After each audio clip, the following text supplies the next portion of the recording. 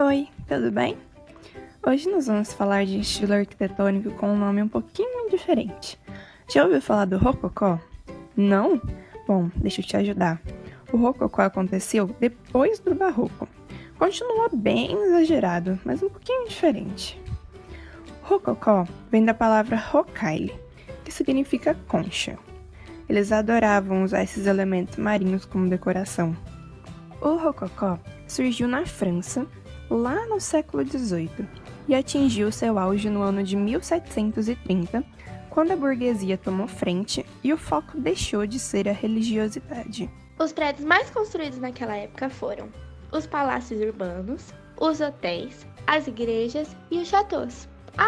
Os châteaus eram aqueles grandes palácios que ficavam no campo. Como já foi falado antes, o Rococó apresenta uma fachada mais simples, e a nossa igreja não seria diferente. A fachada possui poucos ornamentos, e são utilizadas nelas cores mais suaves. A mistura das cores branca e rosa são predominantes nela.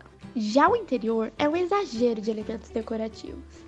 Tem espelho com moldura, acabamentos bem trabalhados, tapeçaria, objetos de porcelana e por aí vai. Os elementos arquitetônicos eram normalmente acabamentos arredondados, como as volutas, e no mobiliário, como as consolas e escrivaninhas. Os acabamentos em madeira era bem comum. O chamado talhamento é a madeira revestida com tinta dourada, o que dá a impressão de ser feito completamente em ouro. Algumas das obras mais marcantes do Rococó são o Palácio Real de Queluz, o Palácio Nymphenburg e a Igreja de Wyss. A Igreja de Wyss está localizada na Alemanha. Foi considerada um patrimônio mundial da humanidade em 1983 e é consolidada através de uma peregrinação na Alemanha. A sua planta obedece às necessidades de peregrinação, nave circular oval, ladeada por pilares que formam um corredor de circulação bastante iluminado.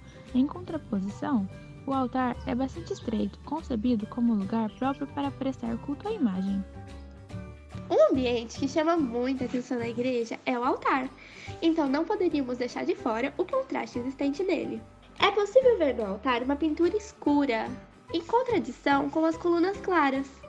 Existe um detalhamento excessivo do dourado e também grandes quantidades de pinturas artísticas. Mesmo com todo esse excesso de informação e de decoração dentro da igreja, existem alguns detalhes que chamam mais a nossa atenção, como o contraste que se tem ao observar as colunas brancas com os detalhes dourados, as pinturas ilusionistas encontradas no teto da igreja, o órgão e a iluminação natural, que dá uma sensação de clareza dentro do ambiente.